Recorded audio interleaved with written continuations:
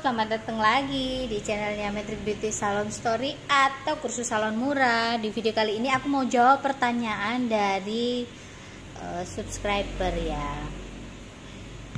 Dari salon Intan, Mbak, selama buka salon saya nggak pernah ada yang nggak logika, tapi banyak yang benci Mbak sama aku dan pengaruhin orang lain supaya nggak ke salon aku. Itu kan di dunia nyata Mbak, aku pindah tempat 2 kali ya, begitu juga keadaannya. Yang jauh malah datang, gimana toh Mbak? Jadi gini nih ya, nggak hanya kamu ya, aku aja ngalamin, mungkin bisa dikatakan hampir sama kayak kamu. Jadi terkadang itu ya, kita punya salon di sini, terus sekitar kita itu nyalonnya di tempat lain. Bukan karena apa-apa sih kalau hal-hal kayak gitu, mau dia nyalon kemanapun itu juga terserah dia. Tapi kembali lagi ya, faktor sirik, iri, dengki itu semuanya itu pasti ada.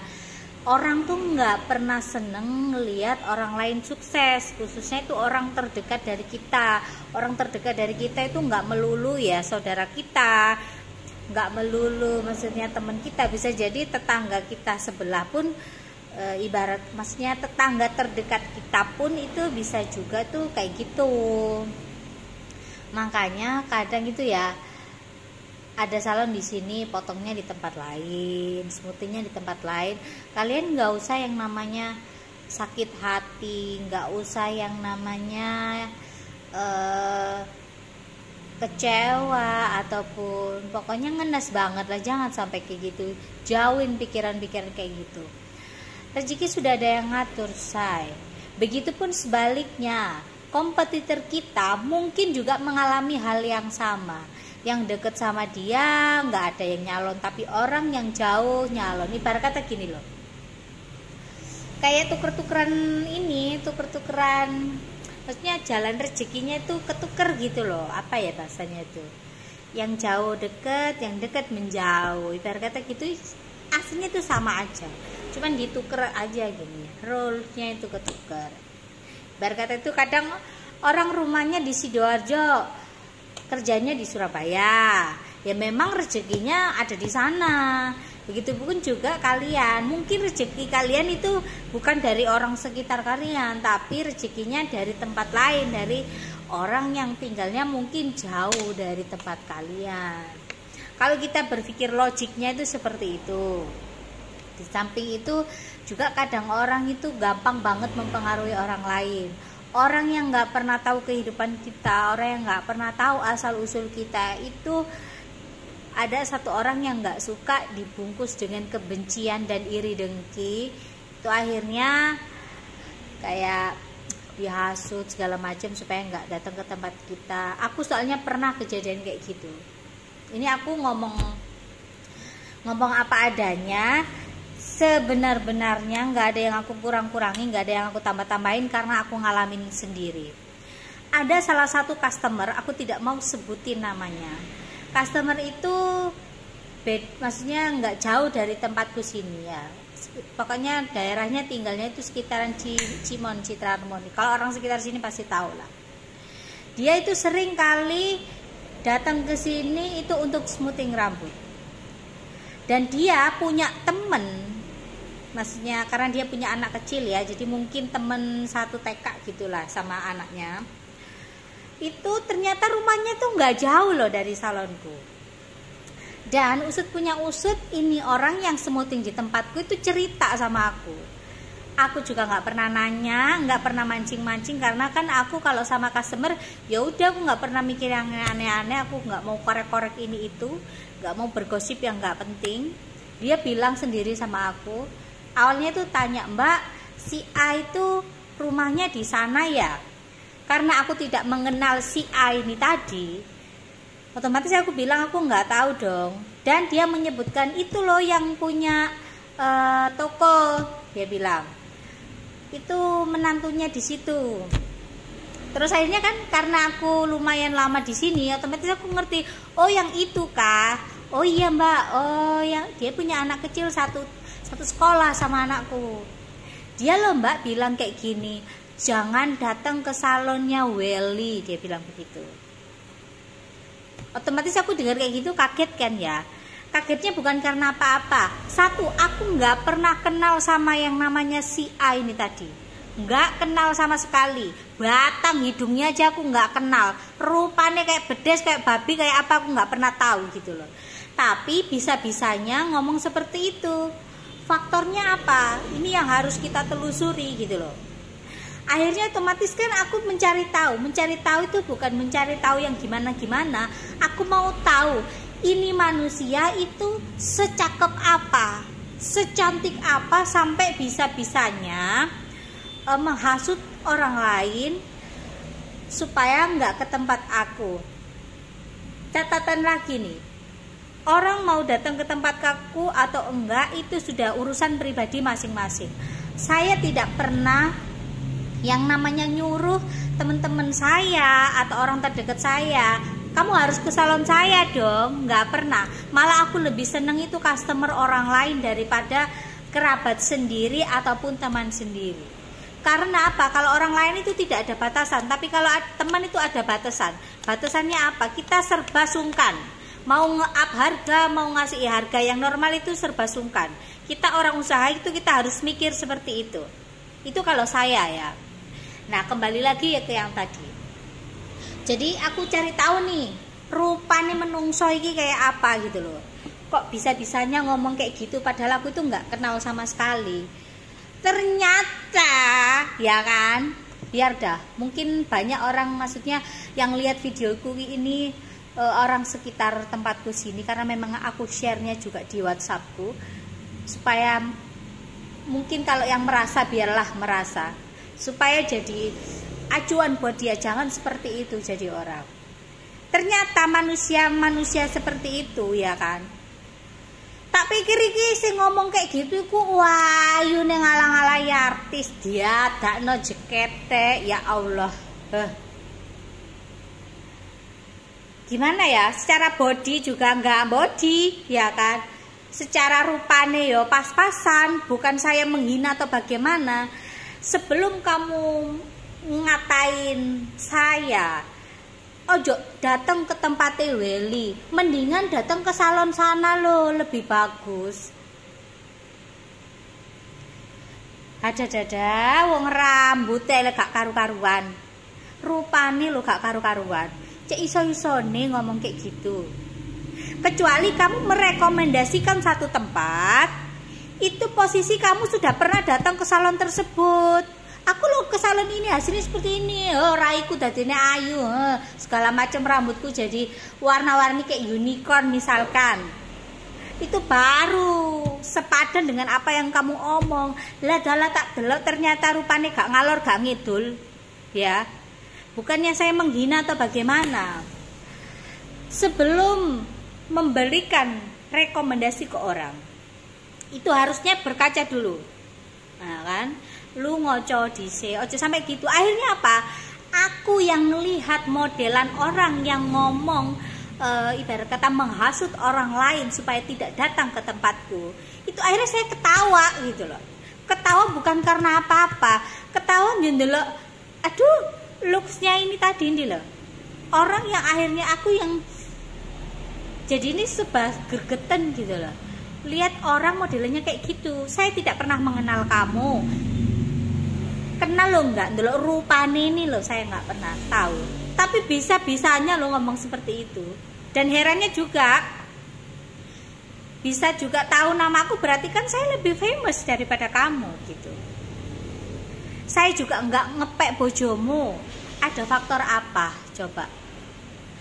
Katakanlah ibarat kata loh, ternyata saya punya usut dia itu hanya sekedar kayak bukan orang yang tinggal di sini, maksudnya bukan orang asli sini, statusnya itu kayak menantunya gitu loh.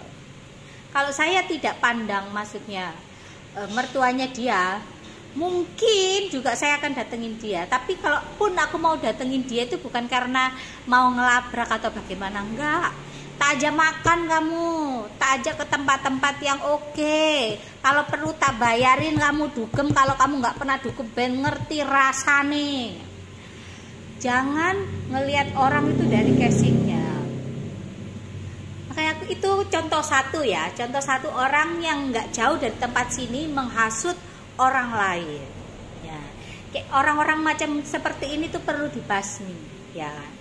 Andai kata lu tikus sudah aku racun, tapi sayangnya kamu bukan tikus gitu loh.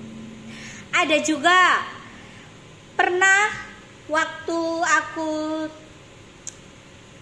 sebelum aku, maksudnya bukan tahun-tahun ini sih, 1 tahun, pokoknya 1 tahun pertama kali aku buka salon di sini. Awal-awal dulu banget, aku lupa tahun berapa. Karena aku di sini tuh kan orangnya jarang pernah yang namanya say hi gitu. Ya say hi hanya tertentu yang aku kenal aja. Kalau enggak juga ngapain aku nonggo-nonggo gak jelas. Gak jauh dari tempatku, bahkan deket banget, 1 gang gitu. Aku dibilang itu di salonnya Mbak Welly itu kan ada pijet plus-plusnya. Hello, badanku iki lho cungkring ya. Kalau di kamera ketoke gede. Soalnya kan aku tuh ngedeket di kamera gini loh. Kalau aslinya itu nggak gede-gede banget. Logikanya aja loh ya. Di bawah ini salon bener-bener real salon. Ada CCTV. Nah, di sampingku ini, samping sebelah kiri itu adalah rumahnya Pak Lurah di sini. Ini akses jalan deket banget sama pemukiman padat penduduk. Piye carane aku buka pijet plus-plus? Mata niku suwek. Kalau cocot ngomong yang gak berkualitas itu orang-orang yang seperti itu loh. Ngomong gak bener, gak pernah masuk di tempatku, dipikirnya aku itu buka pijet plus-plus. Karena kan salonku ini 2 tempat, maksudnya 2 lantai. Yang di atas itu ada 2 kamar. Mungkin dipikirnya itu. Padahal itu 1 kamar pegawaiku, yang satunya kamarku sendiri. Karena dulu itu aku jarang banget pulang rumah. Aku tidur di salon sama pegawaiku. Itu saat-saat aku masih belum punya kos-kosan. Karena aku sudah punya kos-kosan, pegawai itu aku alihkan tidurnya di kos-kosan sana. Jadi di salon ini kosong. Ya. Tapi orang yang sangat-sangat mencintaiku alias membenciku itu mengatakan kalau aku ini buka pijet plus-plus. Karena kan namanya kita di salon itu penampilan nomor 1 ya. Karena saat itu, saat awal-awal buka salon itu aku masih bukan muslim, aku masih non muslim, aku Nasrani. Jadi aku pakai baju itu ya celana-celana pendek kayak gitu-gitu. Itu bukan karena apa-apa, memang aku sengaja. Sengajanya karena aku mau menarik pelanggan, karena aku mau orang itu ngelihat aku itu agak sedikit nyeleneh dan mungkin sedikit terbuka, hanya sekedar celana pendek biasa. Kalau kita ke mall Surabaya ya udah biasa pakai gitu, pakai kaos-kaos gitu. Tapi mungkin untuk di daerah sini itu masih tabu lah ya, kalau seorang perempuan itu pakai celana pendek yang di atasnya betis. Dan memang karena kita orang bisnis ya, kita untuk menarik pelanggan awal-awal kan kayak gitu. Aku nggak perlu yang harus ngempanin orang lain, aku sendiri yang aku empanin dengan cara menarik pelanggan, dengan cara berpakaianku ya. Aku hanya sekedar pakai celana pendek, pakai kaos. Menurutku itu casual biasa, di kota-kota besar pun wajar, tapi kalau di sini mungkin belum wajar. Itu dikatakan aku punya, maksudnya salonku ada pijet plus-plusnya. Akhirnya nggak tahu itu nyebar rumor sampai kemana, jadi banyak banget bapak-bapak itu dari pabrik sekitar sini tuh nyalon ke tempatku untuk kerimbat gitu loh. Kalau aku mikir prestisnya, maksudnya gak mikir yang aneh-anehnya, saat aku masih belum tahu itu ya kita terima aja gitu loh. Orang kita dapat duit, atau juga kita nggak ngapa-ngapain, salonku terbuka dan tidak mungkin aku yang aneh-aneh. Memang aku kalau nyari pegawai itu selalu aku cari yang muda-muda, bukan karena apa-apa. Kalau aku umurku masih terbilang muda, untuk sekarang umurku 32 tahun. Saat itu aku buka salon masih kepala 2. Lah kalau aku punya pegawai kepala 3, kita mau nyuruh-nyuruh itu sungkan. Beda dengan kalau kita nyuruh yang umur di bawah kita. Sebenarnya cara berpikirku itu seperti itu. Tapi orang lain kan pikirannya cepat, pikiran ini apa namanya? Pikiran orang-orang yang senengane rasan-rasan, sing dipikirku iku, wae pikirannya nggak luas. Jadi pikirannya aku ini punya usaha salon plus pijat plus. Terus pernah kejadian juga karena rumor itu, aku itu sempat didatangi beberapa kali kayak intel polisi gitu. Dia kayak ya nyamar kayak sebagai mau potong di sini, mau kerimbat. Tapi anehnya tuh kok setiap hari potongnya tuh aneh. Mintanya itu cuma 1 cm, tapi terus seminggu berturut-turut tuh potong terus di tempatku. Akhirnya kan kita juga ngerasa juga gitu loh, bukan karena apa-apa. Saya juga orang berpendidikan. Saya juga sarjana hukum juga, saya mengerti aturan, saya mengerti tata cara, saya bukan orang goblok, saya juga bukan orang tolol ya. Akhirnya saya kan bertanya, Bapak ini sebenarnya anggota dari kepolisian mana? Kok setiap hari potong di sini cuma 1 cm, tujuannya apa?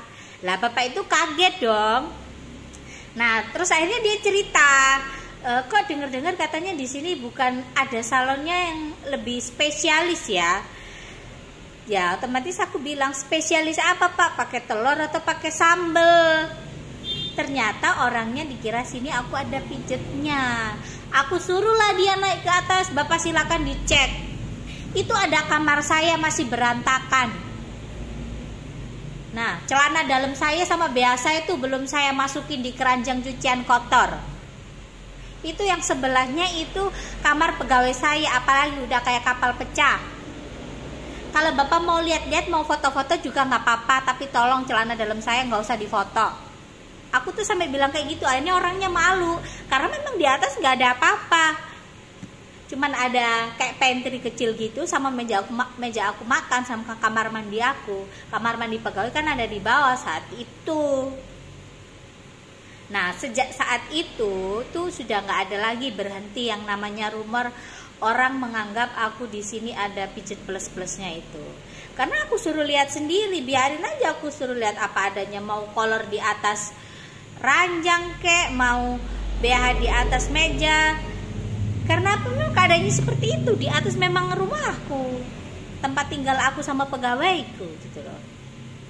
Akhirnya sedikit demi sedikit orang-orang yang menganggap aku dalam tanda kutip ini sudah mulai segan sama aku. Karena dipikirnya itu aku yang enggak gitu loh. Dan orang di sini tuh nggak pernah tahu aku anaknya siapa, itu nggak pernah tahu. Bapakku sing ngendi ku nggak ada yang ngerti. Beneran, karena selama aku tumbuh dewasa dari lulus SMA, aku tuh kan kuliah kerjaku di Surabaya, aku jarang banget pulang. Jadi aku nggak pernah kenal orang sekitar sini, aku nggak pernah kenal tetanggaku iki jenenge sopo, iki anake sopo, aku nggak pernah ngerti. Jadi aku pulang-pulang ke sini tuh posisi karena memang setelah sewa yang di Surabaya itu rukonya papaku ini nggak kepake, makanya aku pakai. Tapi orang nggak tahu kalau aku ini anaknya Bapak Agus. Nah, papaku namanya Pak Agus, orang nggak ngerti gitu loh. Tapi setelah setelah orang sedikit paham ternyata saya itu anaknya bapak itu ya, orang-orang tuh sedikit banyak itu mulai segan, maksudnya nggak nganggep aku itu sebelah mata, dipikir saya ini cewek-cewek dablek. Terlepas dari saya dablek apa enggak itu kan urusan pribadi gitu loh. Jangan ngelihat orang itu dari tampilannya. Kalau orang di salon rambutnya warna-warni kayak pelangi itu sudah biasa, ya kan? Tapi kalau orang di salon baunya ini bau masakan, bau bumbu itu sih nggak wajar, gitu loh. Karena kita bukan koki, kita bukan chef. Itu yang harus disadari sama orang. Dan kejadian kayak gitu itu bahkan ada juga yang ngomong sama aku yang biasanya main ke sini tuh, ya aku nggak mau sebutin orangnya. Dia juga bilang ternyata selama ini memang dikira di tempatnya Mbak Welly itu yang di atas itu untuk pijet plus katanya gitu, padahal kagak. Aku mijeti awakku dhewe gak kroso, gimana mau mijetin orang. Asal kalian tahu, misalkan kalau ada orang tetangga kanan kiri sini atau orang sekitar sini yang ngelihat video ini, supaya kalian itu paham. Aku itu ya ngerti hukum, ngerti tata krama. Meskipun tampilanku kayak begini, aku paham. Pendidikanku juga bukan pendidikan ece-ece. Orang tua aku ngedidik aku itu bener-bener. Jadi mana mungkin aku buka pijet plus. Katakan aku buka pijet plus sekalipun aku gak buka neng kene. Goblok kalau aku buka di sini. Gitu loh. Buka tuh tempat yang jauh, orang yang tidak pernah mengenal diri saya dan orang tua saya. Kalau di sini sama aja dengan aku ulo marani gepok. Ngono lho, orang itu yang pinter sedikit gitu loh. Heran aku. Sudah tahun berapa orang masih pikirannya itu kerdil. Makanya hidupnya itu begitu-begitu aja. Jangan pernah ngelihat orang itu dari covernya aja gitu loh. Justru kadang itu yang saya lihat orang ndelok aku dikiranya ini itu. Padahal sebenarnya yang ngelihat saya seperti itu sebenarnya kalian ya bukannya menghina ya. Kalian aja nggak jauh lebih baik daripada saya gitu loh. Ada juga yang hina-hina aku, terus minta kerjaan sama aku loh. Apa kayak gitu gak wong stres, apa gak eling biyen saat ngilok-ngilokno aku jarine salon plus dan lain-lain. Nah, sekarang minta kerjaan. Sampel. Aku tuh untungnya ada orang yang tanya begitu, aku jadi inget gitu loh. Kejadian-kejadian waktu aku awal-awal buka salon. Itu heboh banget. Hebohnya itu ya heboh kayak begitu gitu loh. Heran deh. Jadi buat kalian yang pernah ngalamin kayak saya, kalian jangan pernah putus asa. Tunjukin aja kualitas diri kamu. Tunjukin karya-karya kamu, bahwa apa yang kamu lakukan ini memang benar-benar bekerja, bukan yang aneh-aneh gitu loh. Terlepas dari aneh-aneh itu kan urusan pribadi kita sama yang di atas. Begono ya. Jadi jangan pernah berpikiran yang gimana-gimana. Rezeki jodoh pati hidup matimu kabeh iku sing gawe sing di atas. Jadi jangan pernah berpikiran sempit. Kalau sudah ditakdirkan rezeki kamu ini 1 tangki, akan kembali kamu 1 tangki. Tapi kalau Tuhan takdirkan kamu rezeki ini cuma 1 sendok, kamu berharap 1 tangki. Ketika kamu berusaha dapat 1 tangki, mungkin kamu akan dapat menghalalkan segala cara untuk menjelek-jelekan orang supaya nggak bisa cari duit, nggak bisa buka usaha. Akhirnya kamu dapat nih 1 tangki. Tapi Tuhan akan ambil itu lewat penyakit, cobaan segala macam. Akhirnya akan kembali 1 sendok rezekinya. Setiap orang itu punya porsinya masing-masing. Kalian harus ingat. Ini benar-benar harus diingat. Sopoy sing lihat videoku ini. Kalau kalian belajarlah. Kalau kalian nggak bisa ngatur uang kecil, jangan berharap kalian ini bisa mengatur uang yang besar. Contoh nih, terkadang kalau kita nggak pernah megang duit 1 juta aja misalkan, bingung banget duit iki kayak apa, kayak tuku gombal, kayak tuku sandal, kayak ngemol, kayak ngene, kayak badok dan lain-lain sebagainya. Orang sih nggak pernah nyekel duit itu biasanya kayak gitu. Nah, beda lagi dengan orang cara berpikirnya ini usaha. Makanya aku bilang, kalau kamu belum bisa mengatur uang kecil, jangan pernah berpikiran untuk bisa mengatur uang yang besar. Nah, kalau ada orang yang rezekinya banyak dan pintar mengatur uang besar, itu berarti wis memang takdire, memang garisnya begitu. Tuhan kasih dia kelebihan tekun, kelebihan rajin kerja, kelebihan bisa mengatur, itu wes 1 paket buat dia. Tapi minusnya biasanya gak disenengi wong, soalnya banyak kelebihan nih. Nah, rata-rata orang sing akeh disenengi wong iki, ya gak ono kelebihane, kagak pinter kerja, gak pinter golek duit, ngono. iki wis paketane wong urip, pinter golek duit disirikin wong, akeh koncone gak iso golek duit, rata-rata gitu. Makanya daripada istilah kasarnya itu ngomongin orang, menghasut orang yang nggak bener, jangan. Itu malah bikin hidup kalian susah, stres kalau pikiran kalian kayak gitu. Lebih baik orang yang stres dimenur, diem aja, daripada kalian kelihatannya waras tapi UTE stres gitu. Jadi marah-marah nih kalau aku inget, gergeten gitu loh, sebel deh. Din gila, ya apa Din? Aku mau jawab pertanyaan yang kedua Din. Nyambung part kedua.